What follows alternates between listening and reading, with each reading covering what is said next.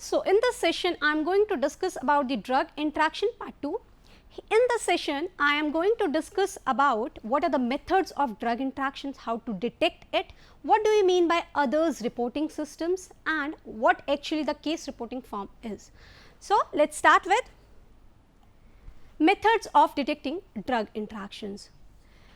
Detection of drug-drug interactions is usually through the data mining studies. So everything is computerized. What we are going to do, we are seeing the data, we are getting the information from some of the sources which is available on a computer system. One is the pharmacovigilance sources, another is the scientific literature, and some reports are on the social media which the patient usually or the consumer who actually suffered from any of the side effect, any adverse drug reaction or drug interaction, they usually report that. So so let's start with the pharmacovigilance sources. Pharmacovigilance sources means whatever the data is in the either local center means the information about the drug interaction, side effects, adverse drug reaction in the individual center, which usually in the hospitals. Most of the hospitals have local centers, and here the doctors, the physician, the consumers, the patients, they can report their problem related with the drug therapy. So, and also from the one is the local center and also from the NCC, means National Coordination Centers. They are taking care of all of the adverse drug reactions reported in the local centers. So, in pharmacovigilance sources, whatever the information, and these information means the impact of drug-drug interactions as a cause of adverse reactions and detection of any new drug-drug interaction. So, novel DDIs which is usually not reported in the previous of records. So, these type of interactions are in these local centers or in the NCC, National Coordination Center. Similarly, in the second part, scientific literatures are also there. In the scientific literature means the adverse drug reactions or data or drug interactions we get from the clinical trials studies. They are also available as a scientific literature. The case studies, yes, if any of the case studies in hospitals, any research, secondary, primary research, so they are the part of the scientific literature, and in that we can get any novel DDIs and drug-drug interaction extraction knowledge databases. The softwares are available, and from these softwares that we call it as a drug interaction checker, yes.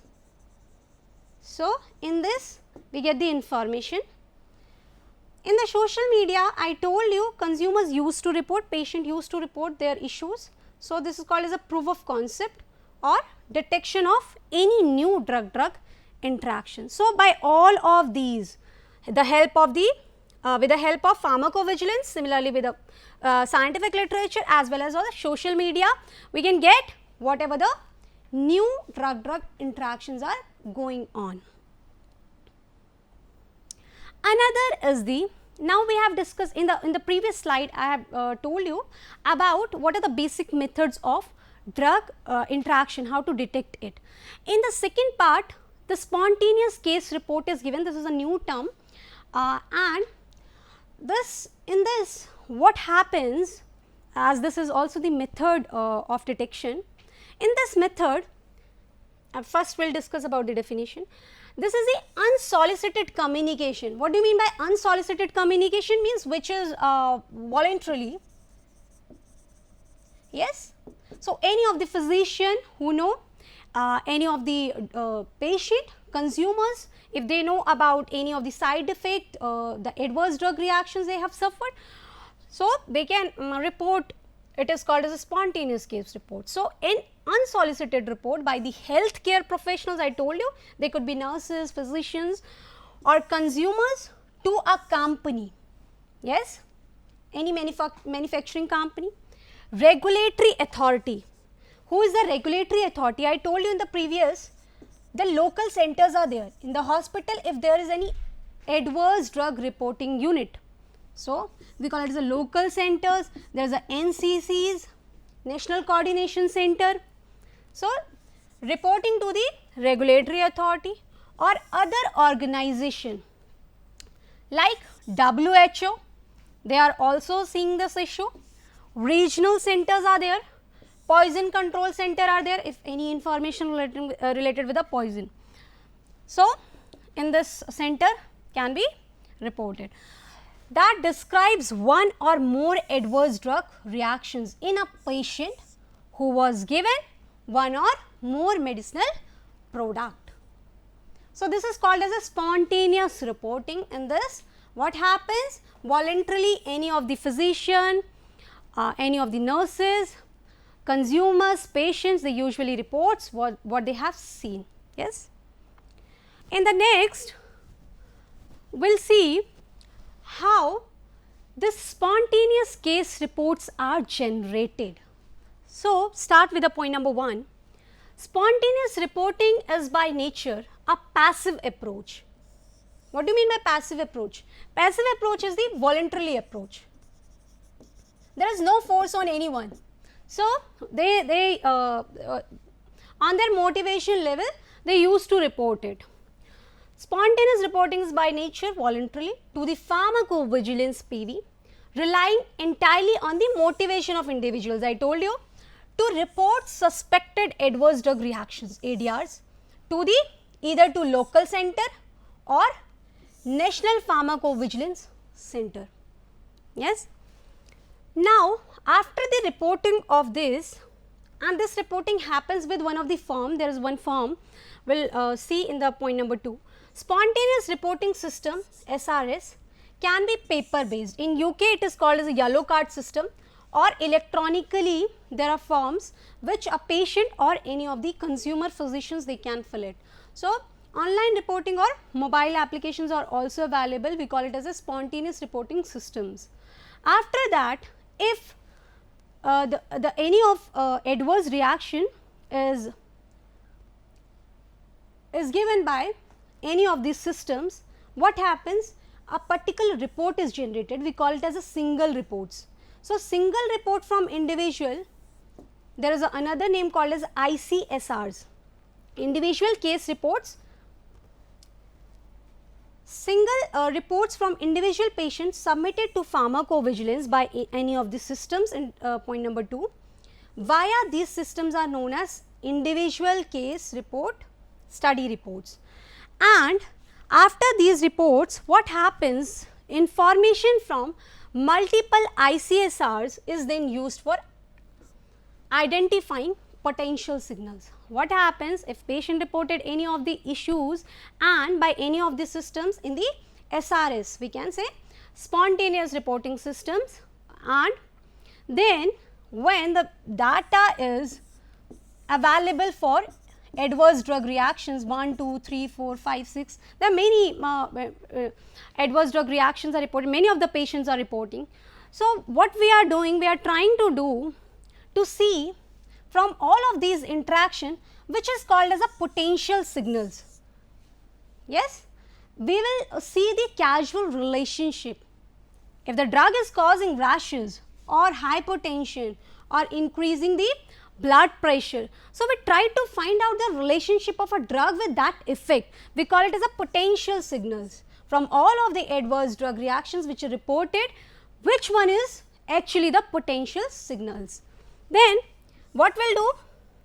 We will see detection, and confirmation is very important because we actually do not know which drug is causing which of the adverse drug reaction, side effects or drug interaction. So, we are trying to see that relationship, detection and confirmation of these signals through various methods. There are different methods, can identify previously known adverse or beneficial effects of medication. If we get to know about the beneficial effects, of course, we are trying to implement it as a combinational therapy if it is needed. Another term is called as a record linkage studies. These all are the types of detection of drug interactions. What we have discussed in the previous slides, the data mining. So, this all information is available as a scientific literature. This is only the type of method. Just in second slide we have discussed about the spontaneous case reporting. Similarly, there is a concept called as a record linkage studies. As the name mentions, in the record linkage studies, what we are doing, we are seeing the records of the patients. Yes, we are not doing any personal interview, we just seeing the records of the patient, what actually patient has suffered. By taking any of the medication, what are the symptoms of the patients. So, by linking the administrative records, and these administrative records we are getting from the hospitals only. Yes, for these same individuals over time, if the patient is taking therapy for a long time, a patient is admitted in the hospital, we can see the administrative records. Now, in this method, what is helping, how it is advantageous, because we are not doing any personal interview, we are just seeing the records. So, the more of the sample is available, we have lot of data. So, enormous sample size is there, and because we are not conducting interview to the patients, so the risk of dropout is also reduced here, reporting errors is reduced here. But the disadvantage is, because we are using the linkage data, we are using the administrative records, so there is a problem of confidentiality and the privacy restriction, we cannot disclose it. So, there are the concerns of confidentiality and the privacy issues. Now, adverse drug reaction reporting. So, we have discussed in the previous, spontaneous reporting is there, record linkage reporting is there. For the adverse drug reaction reporting, there are the centers. One is working for the international level, and also we have reporting system in India. So, we will discuss one by one. One is the Uppsala Monitoring Center, which is UMC. It is working on international level. Yes, it is an independent center. They are the collaboration of different countries, they are working, and the data is finally approaching to this center. For drug safety, they are working for, yes, the purpose is for the drug safety. Scientific research working for the world, as I told you. What happens, there is a database which is called as a Wikibase, and all of the drug interactions are available on this data, on this database. There are 20 million reports in 2019 which is generated, and they are analyzing global patterns of suspected harm caused by medicines. On that basis, they are taking any of the action if it is needed. Yes. So, this I told you, this one center, Uppsala Monitoring Center, it is working on international level for the adverse drug reaction reporting. Similarly, in India, we have a center called as Indian Pharmacopoeia Commission, IPC, is in Ghaziabad. So, IPC, Indian Pharmacopoeia Commission, is functioning as NCC. I told you in a previous of the slides that the data which is generated in the local centers, these data will come in the National Coordination Center. Even also the consumers can report directly to the NCCs also. So, this is functioning as NCC, National Coordination Center for Pharmacovigilance Program of India under the PVPI, Pharmacovigilance Program of India. There are more than 150 ADR monitoring centers were established in various medical institutions. I told you in hospitals the local centers are available because it is a adverse drug reaction monitoring centers. Yes. So, they are monitoring and collecting ADR reports under the National Coordination Center Pharmacovigilance Program of India. What they are doing, of course, the purpose is the same as I told you in previously. They are detecting the whatever the unwanted effects are there by two of the drugs. If they are interacting, the drug is interacting with any of the food or any of the herbal supplements, these all type of interactions are taken care here. Another is, they, of course, if we are getting the information of the adverse drug reaction side effects, we are trying to modify the therapy, altering the therapy, of course, they will improve the public health. Yes, the safe use, they will tell how to use the medicine safely. And then there is a section as a describe these side effects. What did you do to manage the side effect? The patient suffered from side effect, or the patient had taken it as a measure. So, this is how the case adverse drug reporting form is, and it is basically for the patients. They voluntarily fill it. It is called as a spontaneous case reports, and these case reports will be submitted to either the local center or the NCC. Now, we have discussed the reporting part, then there is a management part. How to reduce the adverse drug reactions, how to manage it. If the patient suffers from any of the adverse drug reactions, what are the criteria, what are the different methods by which the patient will get relief. Yeah. So, the following steps are necessary to evaluate the adverse drug reaction. First, we try to do the evaluation, the nature of the event, how the side effect is, how the adverse drug reaction is. So, what we will do in the initial part, we will obtain the detailed history of the patient. Yes, means what the patient drugs the patient had taken, the patient is suffering from any of the diagnosis, what is the current pharmaceutical therapy the patient has taken, what the past in the past what patient had taken. So, past medication history, any adverse drug reaction previously reported, any surgeries are there, these all informations are under this. Yes. Next, identify and document the clinical reaction. Then we will write, as I told you in the form, we will see patient history about past and current pharmaceutical therapy. Then what we will do, we will write the clinical reaction. Patient had taken drug A and patient had taken drug B also. What happens? The patient suffers from decrease in BP or any anaphylactic reaction. Yes.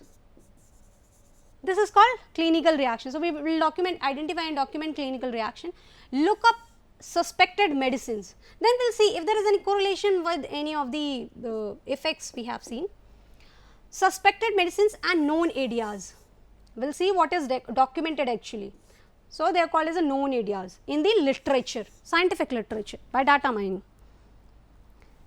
Then in the nature, the evaluation of nature, the third part is we are classifying the severity of the reaction. We have noted in the form that the patient suffers from decrease in BP or any of the anaphylactic reactions, then in which category the reaction will put. So, it could be severe, it could be moderate, mild and incidental. What they actually means we will discuss.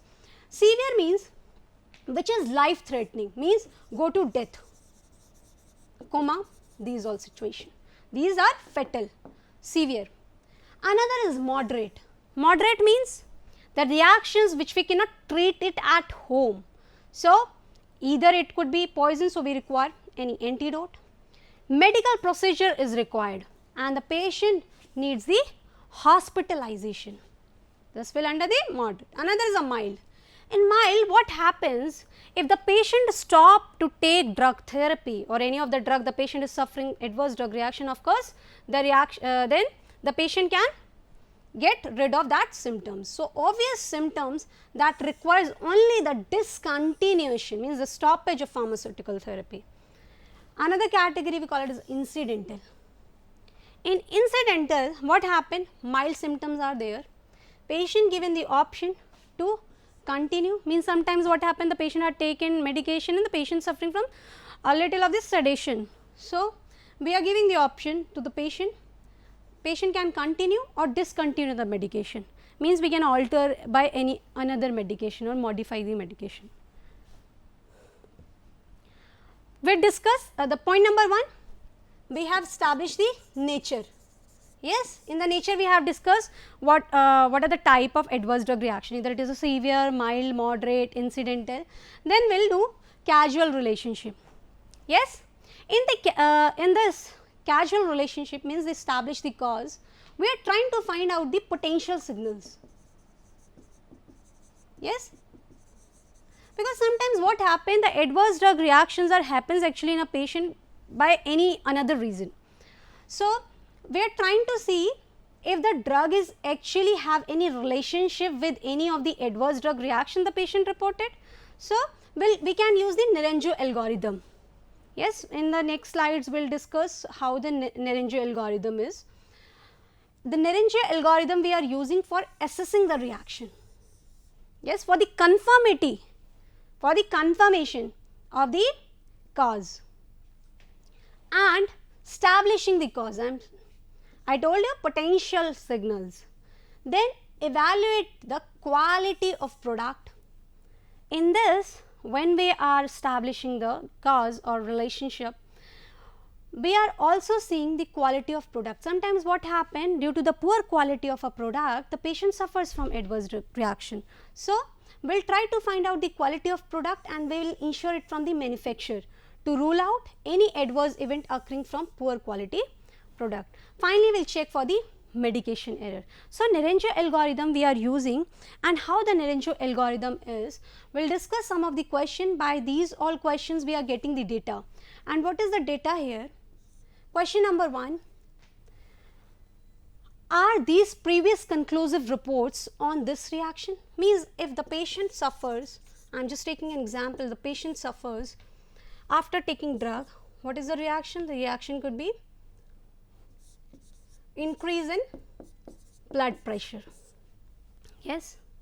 So, first question, are there previous studies which is reported with that drug and it is showing the same effect? So, it could be yes, no or don't know, and the scoring is there. Did the adverse event appear after the suspected drug was administered? Yes. Then, did the adverse drug reaction improve when the drug was discontinued? And discontinued, after the discontinuation, there is also one question in which we try to find when the drug is again started, the reaction is same, like this. Point number 4, did the adverse drug reaction appear when the drug was readministered? I told you. Are these alternative causes? There are another, sometimes I told you what happens, the adverse drug reactions, there are different causes, and it could be age, it could be any another factor, or the disease factor is also there. On their own could have caused the reactions. So, we do not want to take that bias in that data. Did the reaction reappear when the patient had taken the placebo? It could be psychological. So, another, was the drug detected in the blood? In the concentration, we get this data by the TDM, therapeutic drug monitoring. Was the reaction more severe when the dose was increased or less severe when the dose was decreased? This is showing the relationship, and we are trying to maintain, trying to show the causal relationship of drug with the effect. Yes.